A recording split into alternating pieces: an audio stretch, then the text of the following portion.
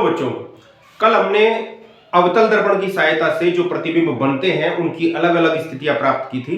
आज हम उत्तल दर्पण से बनने वाले प्रतिबिंब को देखते हैं।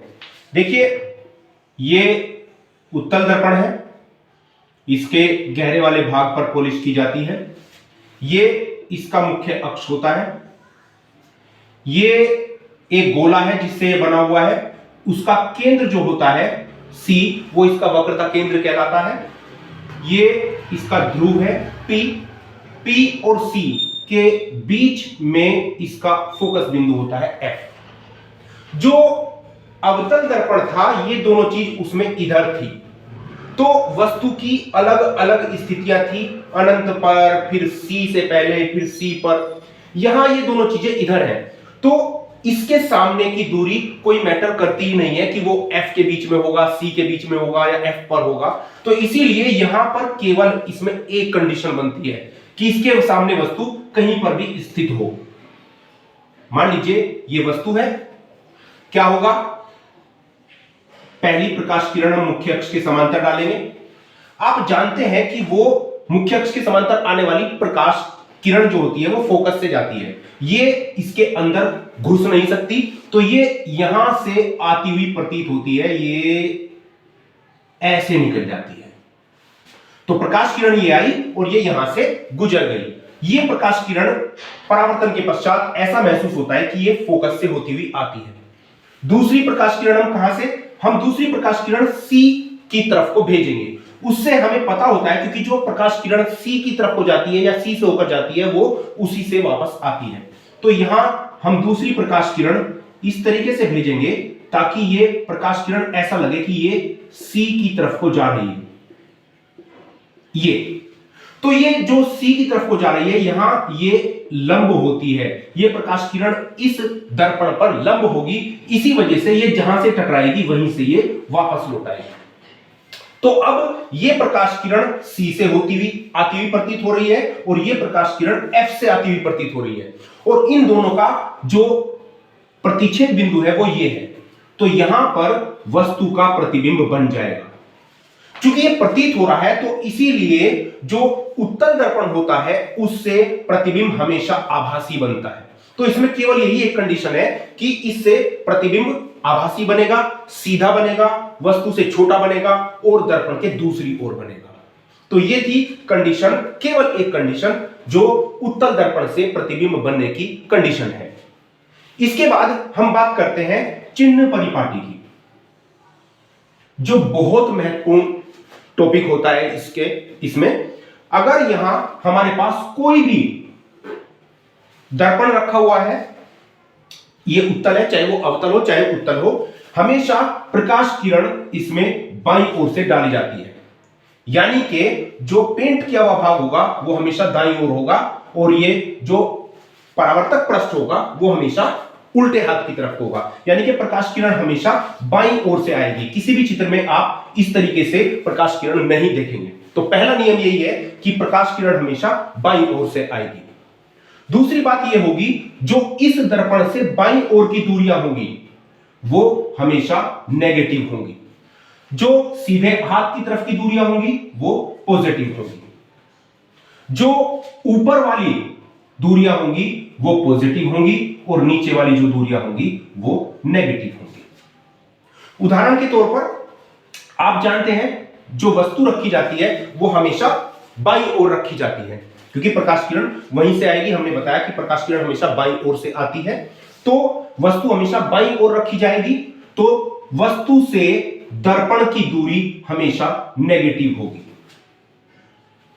उस दूरी को हम U से शो करते हैं।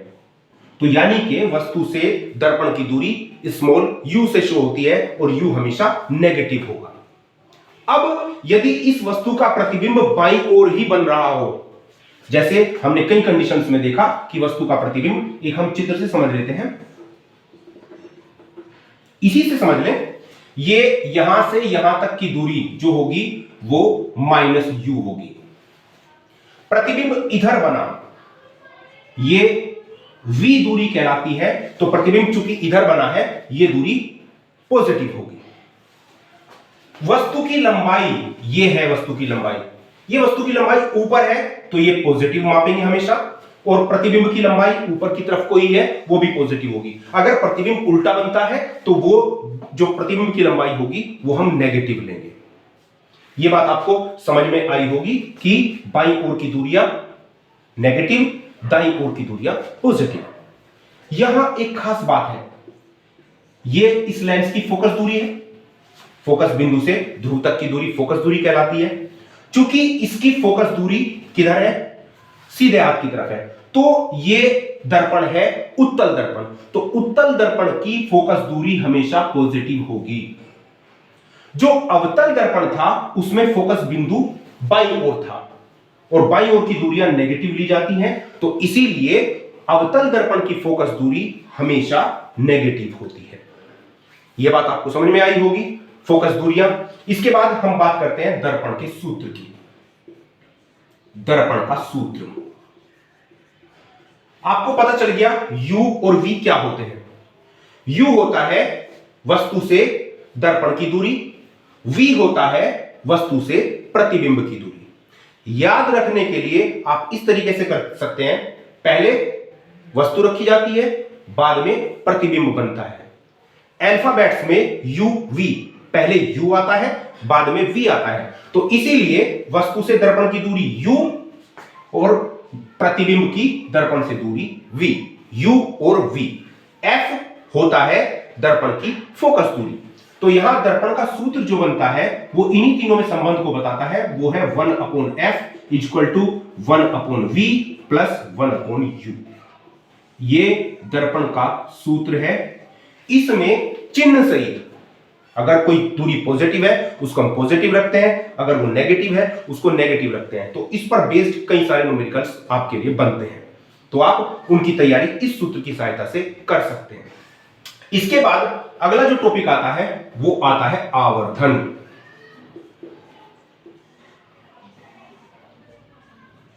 आवर्धन से मतलब होता है कि किसी दर्पण द्वारा वस्तु का प्रतिबिंब कितने गुना बड़ा बनाया गया। अगर इस दर्पण ने वस्तु का 3 गुना बड़ा प्रतिबिंब बना दिया तो इसका आवर्धन 3 हो गया। अगर इसने 2 गुना बड़ा बनाया तो आवर्धन 2 हो गया। अगर इसने इससे आधी लंबाई का प्रतिबिंब बनाया तो इसका आवर्धन 1/2 हो गया। सूत्र कैसे पता करते हैं, यह होता है आवर्धन बराबर प्रतिबिंब की लंबाई